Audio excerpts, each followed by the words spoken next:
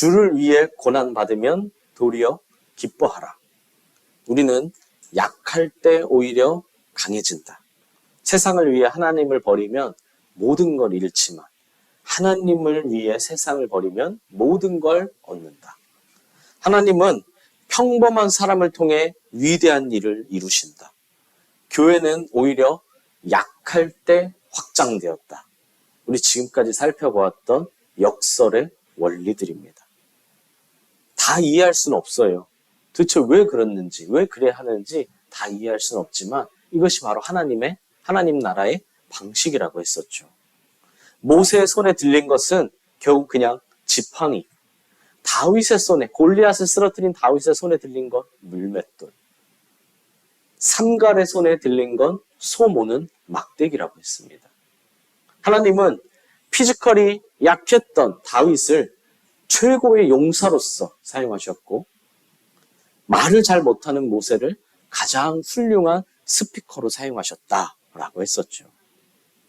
하나님 나라의 방식을 100% 다 이해하지는 못하겠지만 그래도 어느 정도 감이 오십니까? 이제는 감이 좀 오셔야 합니다.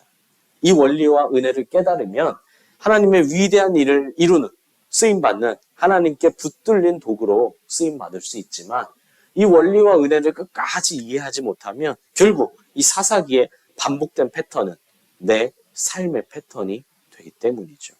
은혜를 얻을만 하면 다시 죄악으로, 또 다시 하나님을 부르짖고 찾지만 은혜를 얻으면 하면 다시 죄악으로. 이 하나님 나라의 원리를 이해하지 못하기 때문이죠. 본문을 보십시오. 에웃이 죽자 이스라엘이 또다시 하나님의 목전에서 죄를 행합니다. 사실 이것도 역설의 원리죠. 다만 하나님 나라의 방식이 아니라 인간의 방식입니다. 무슨 말인가요? 이스라엘이 죄악에 빠지기 전에는 항상 공통된 것이 있었어요. 뭐죠? 바로 태평성대의 시기가 있었다는 겁니다. 뭐 20년이든 80년이든 40년이든 말이죠. 그거 얼마나 좋은 겁니까? 태평성대의 시기. 은혜 중에 은혜이죠. 그런데 인간에게는 아주 특별한 능력이 있어요. 바로 그 좋은 걸 저주로 바꿔버리는 능력입니다. 이게 바로 인간의 방식, 인간의 역설이에요. 하나님이 허락하신 풍요와 평강이란 기회를 그로 인해 더 순종하고 더 감사하는 계기로 삼지 못하고 오히려 자신의 욕망을 채우고 타락해버리는 기회로 만들고 말죠. 한마디로 축복이 저주가 되어버린 겁니다. 태평성대라는 것 사실 얼마나 좋은 것입니까? 그런데 그 축복을 저주로 만든다는 거예요. 결국 징계를 피할 수가 없죠. 그리고 그렇게 오랫동안 징계를 받은 후에야 또다시 하나님께 부르짖고 하나님을 찾기 시작합니다. 그런데 이것 또한 역설의 원리죠. 뭐죠? 고통과 아픔이 오히려 하나님을 찾게 하는 계기가 되었다는 거예요. 참 아이러니하죠. 태평성대는 오히려 하나님을 떠나가게 만든 계기가 되었고요.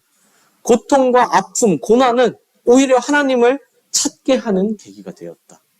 참 아이러니해요. 이 정도면 대체 뭐가 복이고 뭐가 저주인지 이게 조금씩 헷갈리기 시작합니다. 아니 태평성대는 원래 좋은 것인데 그것 때문에 하나님을 떠나 결국 타락하고 징계를 받게 된다면 사실 그건 안 좋은 것이죠. 그죠? 고통과 아픔과 슬픔은 분명히 힘든 일이고 안 좋은 일인데 아니 그것 때문에 하나님을 부르짖고 찾아 다시 하나님 품으로 돌아갈 수 있다면 사실 그것이 좋은 것이잖아요. 대체 뭐가 좋은 것이고 뭐가 저주인지 대체 우리는 무엇을 구해야 할까요?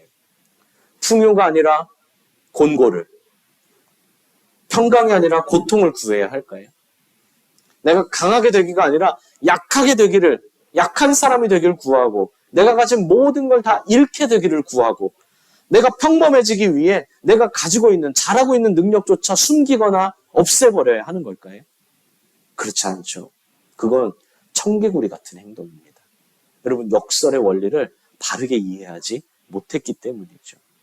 주를 위한 고난이 기쁨이 된다는 그것은요. 그 고난이 하나님의 영광이, 그 고난을 통해 하나님이 영광 받으시기 때문이고요.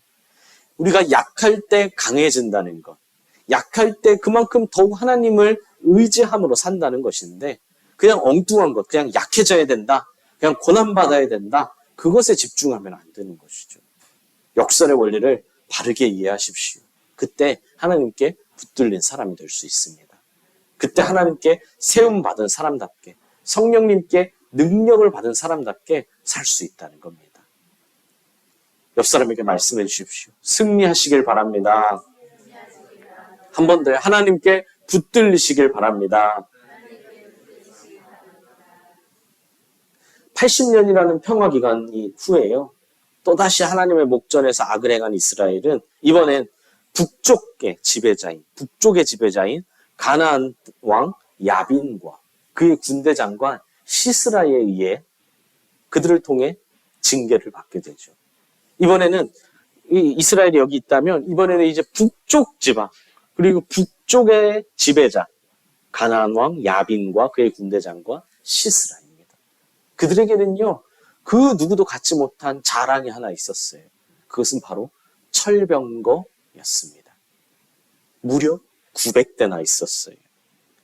여러분 이전에 유다지파가 제일 먼저 선봉장으로 나아갔다고 했었잖아요. 그죠? 대표 지파답게 가장 강한 지파답게 유다지파가 가장 먼저 나아갔었다고 했는데요. 그 유다지파가 정복하지 못하고 싸우지 않았던 이유가 무엇이었죠? 그때 바로 철병거 때문이었죠. 그죠? 그래서 그때 우리 그랬지 않았습니까? 우리 하나님은 청동기 하나님이십니까? 라고 했었잖아요. 그죠? 철병거 앞에서 무서워서 하나님은 청동기 하나님밖에 안 돼서요. 그죠? 근데 그렇지 않았다고 했었죠. 하지만 그 당시에 철병거는요. 그만큼 어마어마한 무기였습니다. 똑같이 칼을 맞부딪혀도 청동기는 부러지지만 철기는 부러지지 않으니까요. 무기가 부러지면 뭐 어떻게 할 수 있겠습니까? 아무리 날렵하고 용맹해도요. 그러니까 철병거 900대는요. 사실 이스라엘의 힘으로는 결코 이길 수 없는 어마어마하게 강력한 군대였다는 거죠.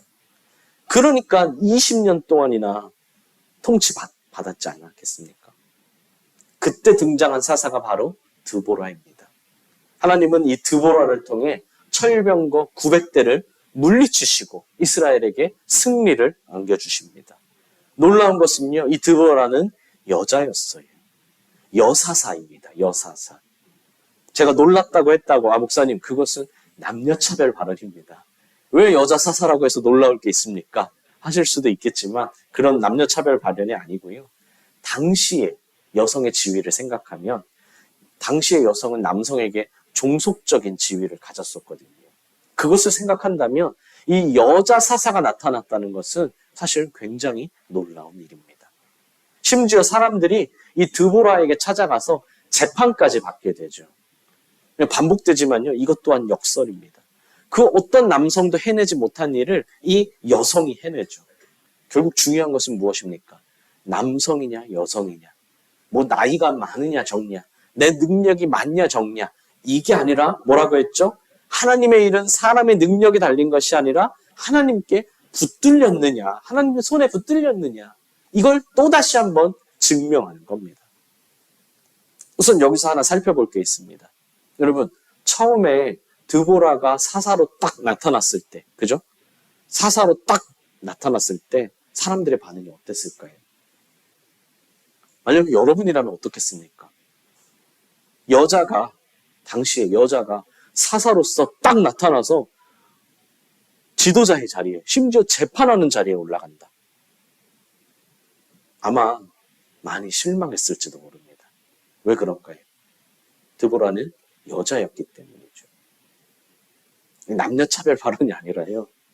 당시 여자는 독립된 인격체로 인정받지 못했었던 시대입니다.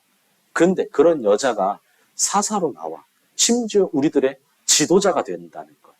심지어 우리가 시비가 있을 때, 분쟁이 있을 때 그 결과를, 재판의 결과를 이렇게 해라, 시시비비를 가려주는 걸 여자가 한다. 사실 상상도 할 수 없는 일입니다. 아마 많은 사람들이, 대부분의 사람들이 실망했을 거예요. 드보라는 심지어 결혼까지 했습니다. 결혼까지 했다는 게 무슨 말인가요? 사사로서 내 모든 걸 집중하기에 어려운 상황에 있었다는 거예요. 그렇죠? 아무래도 독신보다 가정이 있다면 내 가정도 신경을 써야 하니까요. 그죠? 반면에 이 드보라가 상대해야 할 상대는 어떻습니까? 어쩌면 지금까지 나타난 상대보다 역대 온니엘, 에훗, 삼갈이 상대했던 상대보다 가장 강한 상대라고도 할 수 있습니다. 왜요? 철병거가 무려 900대나 있으니까요. 여러분, 이 철병거 900대를 상대로 에훗이나 삼갈이란 사사가 나타나도 솔직히 불안했을 거예요. 그 정도의 스펙으로는 불안해요. 적어도 온니엘 정도의 스펙은 돼야 사람들이 아마 환호하고 안심할 수 있었겠죠. 그런데 심지어 여자라니요. 여러분, 남녀 차별이라고 생각하지 마시고 한번 솔직하게 생각해 보십시오. 만약 내가 그 당시에 이스라엘 백성이라면 어땠을까요? 지금 20년 동안 압제를 당하고 괴롭힘 당하고 있어요. 그 20년 동안 이스라엘에 건장한 남자가 없겠습니까? 그렇죠? 우리 성도님들처럼 건장한 체격 좋은 남자, 키도 큰 남자, 우리 힘도 센 남자들이 있었을 거예요. 근데 그들도 엄두도 못 내는 일이었습니다. 철병거를 상대한다는 것은요. 그런데 그런 상황에서 내가 하나님께 부르짖으면 하나님 제발 우리를 구원해 주십시오. 제발 우리를 철병거에서 이기게 해 주십시오. 제발 저걸 무찔러 주십시오. 라고 기도할 때 여러분은 무엇을 생각하고 기도하겠냐는 거예요. 아마 많은 사람들이 골리앗과 같은 사람이 나타나 주길 기대하지 않았을까요? 그죠? 우리 이스라엘에 골리앗처럼 건장한 사람, 물론 이 당시엔 골리앗은 없었지만요. 예를 들어 골리앗처럼 건장한 사람, 누가 봐도 겉모습만 봐도 외모만으로도 벌벌 떨 수 있는 사람, 그죠? 우리 주위에 그런 사람들이 있잖아요, 그죠? 이미 외모만으로도 무서운 분위기를 풍기는 사람. 외모만으로도 저 사람 함부로 건드리면 안 되겠다. 무서운 사람이다 하는 사람들이 있잖아요, 그죠?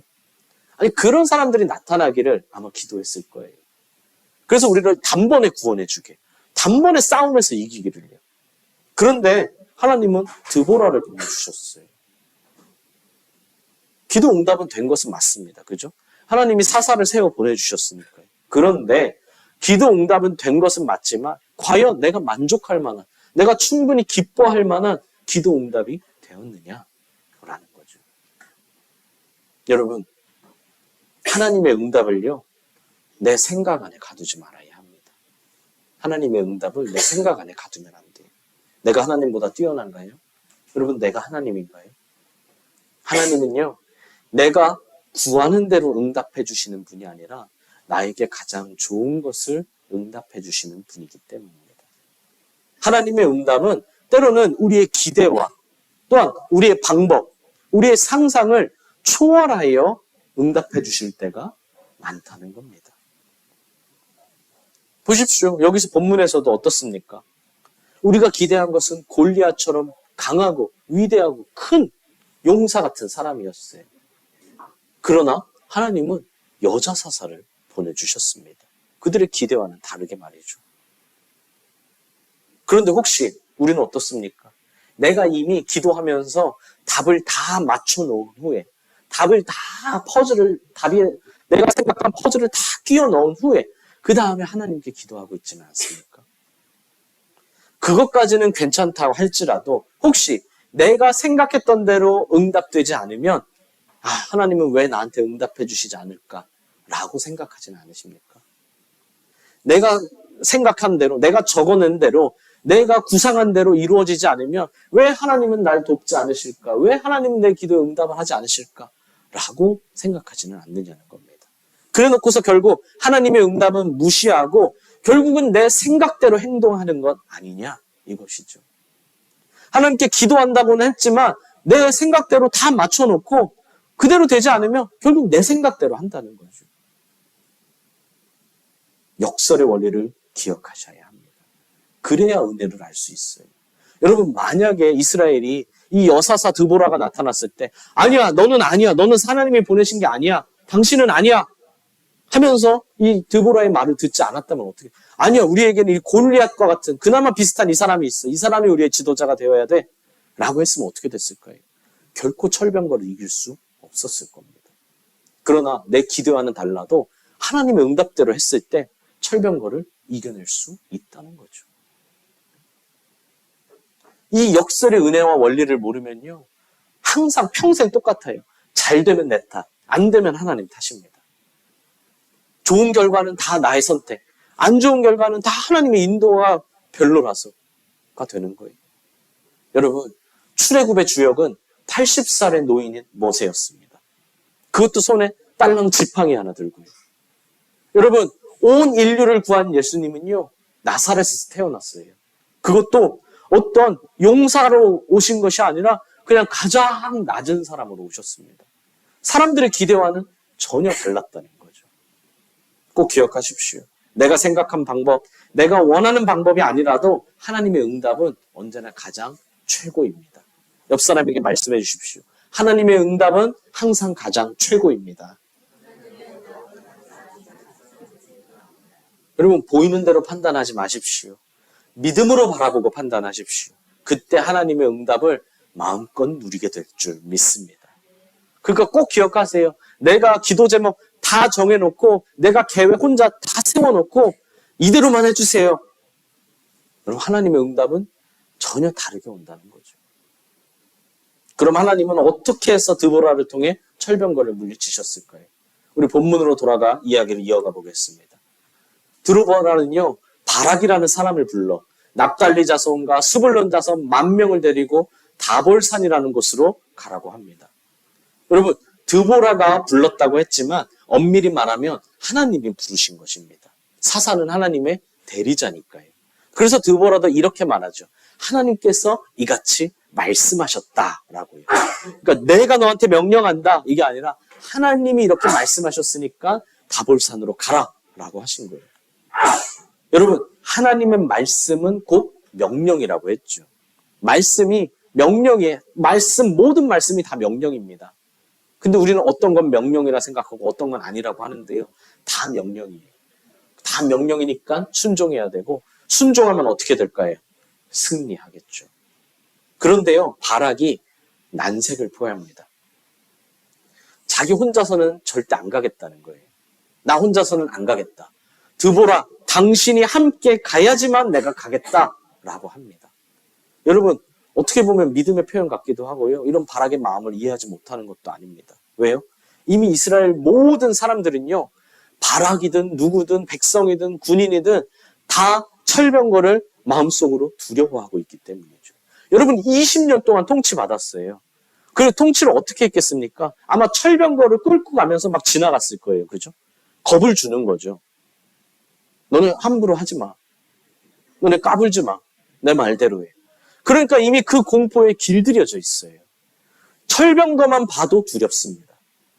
이미 그렇게 훈련되었으니까요. 그만큼 군사력의 차이가 어마어마했고요. 그런 상황에서 이 바락이 내가 이 군대를 이끌고 간다는 것이 어마어마한 부담이었을 겁니다. 심지어 어떻습니까? 이 군대는요, 그 당시에는요, 머리 숫자가 곧 힘입니다. 지금이랑은 달라요. 지금은 최첨단 무기가 있기 때문에 물론 그럼에도 사람이 직접 움직여야 하는 것은 맞지만 지금은 사람의 머리 숫자로만 결말이 나는 것이 아니죠. 그죠? 하지만 그 당시는요, 머리 숫자가 곧 국력입니다. 머리 숫자가 곧 군대의 힘이고요. 여러분, 1000명과 10,000명이 싸우면 당연히 10,000명이 이길 수밖에 없겠죠. 그런데요, 이스라엘은요, 지금 하나님이 겨우 10,000명만 데리고 가라고 하십니다. 10,000명이 많다고 생각할지도 모르겠지만요, 그렇지 않아요. 수십만 명을 데려갈 수 있었지만요, 군인을요, 최대한 그럼 모아야죠. 그죠? 영웅까지 끌어 모은다고 하잖아요. 그죠? 그럼 군인을요, 영웅까지 끌어 모아야 돼요. 사지가 멀쩡한 사람이면 하다못해 사지가 멀쩡하지 않아도 한 팔이라도 제대로 쓸 수 있는 사람이면 한 명이라도 더 데려와야 할 겁니다. 근데 하나님은 딱 10,000명만 데려가라 하십니다. 그러니까 바락이 더 부담이 되는 거죠. 그래서 드보라 당신이 함께 가야지만 내가 가겠다라고 조건을 붙입니다. 즉 하나님의 명령에 조건을 붙입니다. 바락은 알지 못했기 때문이죠.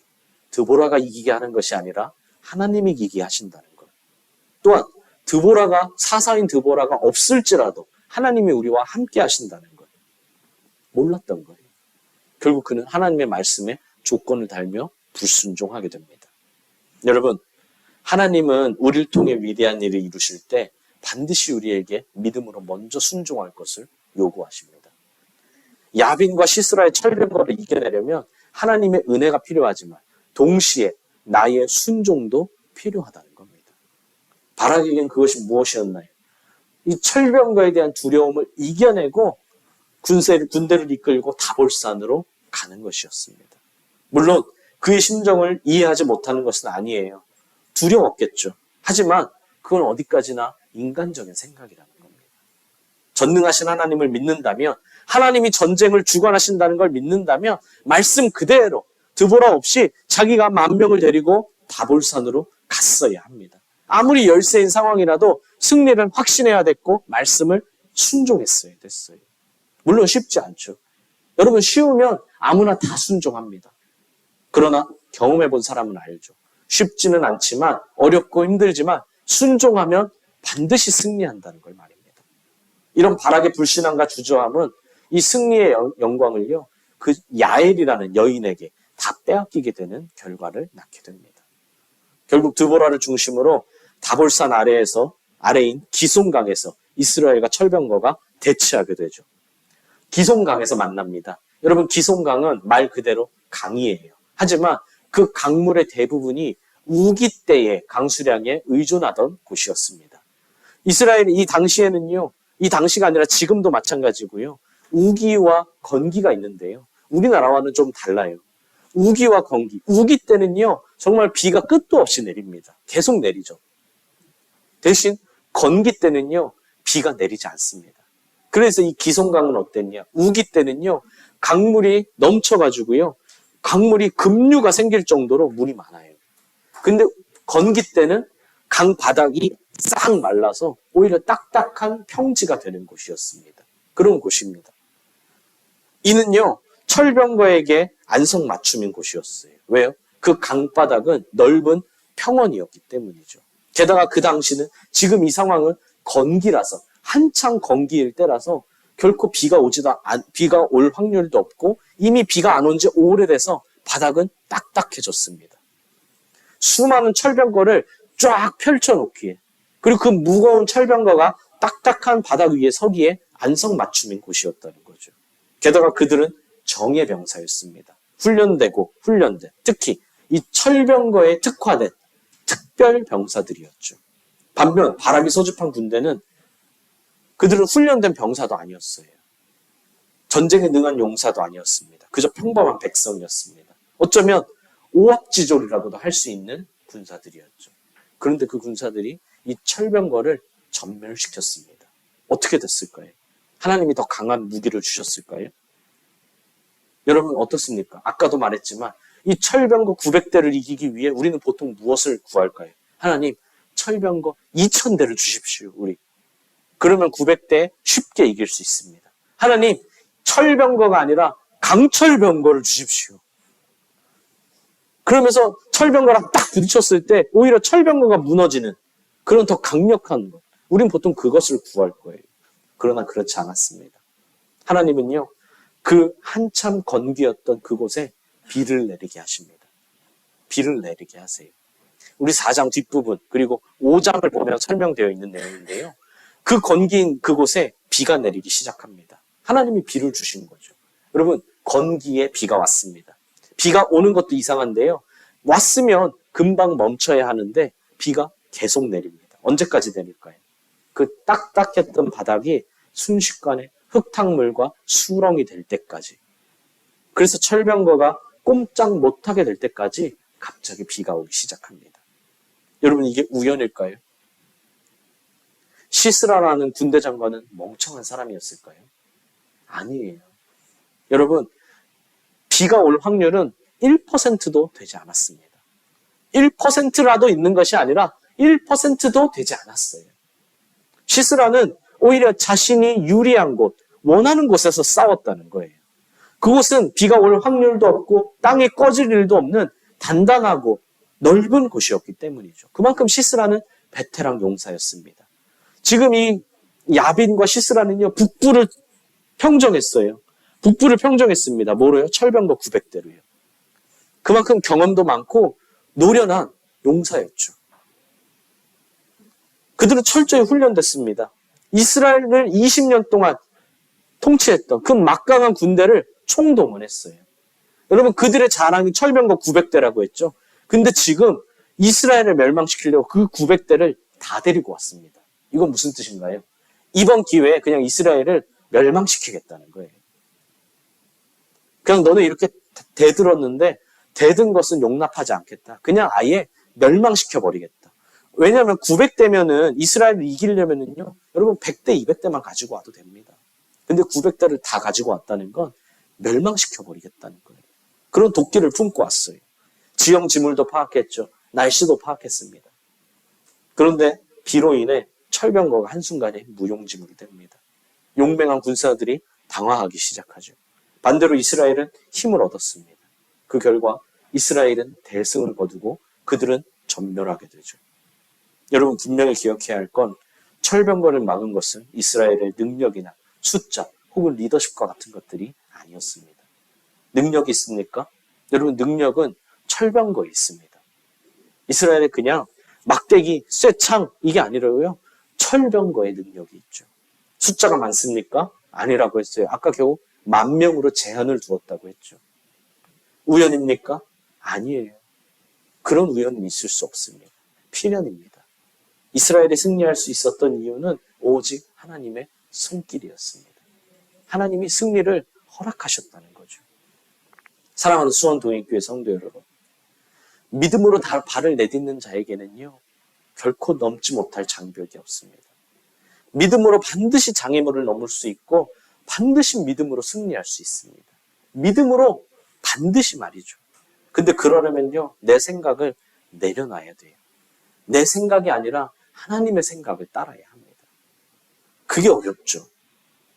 여러분, 다시 말하지만요, 철병거 900대를 이기기 위해서는요, 일반적으로 그보다 더 강한 군대를 요구한다는 거예요.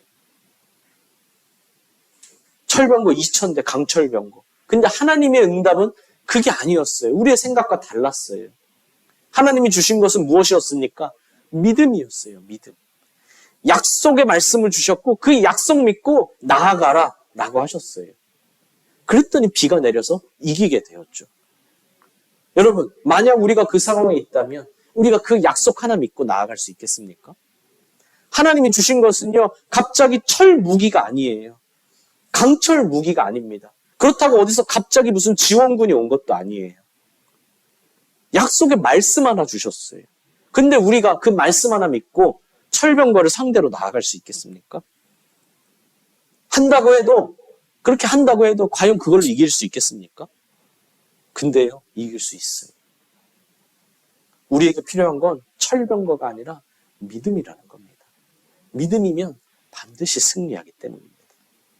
눈앞의 현실이 아무리 어려워 보여도 어떤 상황에서도 하나님의 약속을 믿고 담대히 나아가십시오. 오직 하나님의 약속을 믿고 계란으로 바위를 쳐야 합니다. 그때 홍해가 갈라지고 요단강이 갈라지는 줄 믿습니다. 누구에게요? 하나님의 약속을 믿고 담대하게 나아가는 자에게. 여러분, 오병이어는요, 물고기 2,000마리와 보리떡 5,000개로 장정 5명을 먹으신 사건이 아니에요. 그거는 저도 할 수 있어요. 물고기 2,000개와 보리떡 5,000개로 누구나 먹을 수 있죠. 오병이어는요, 물고기 2마리와 보리떡 5개로 장정만 5,000명을 먹여요.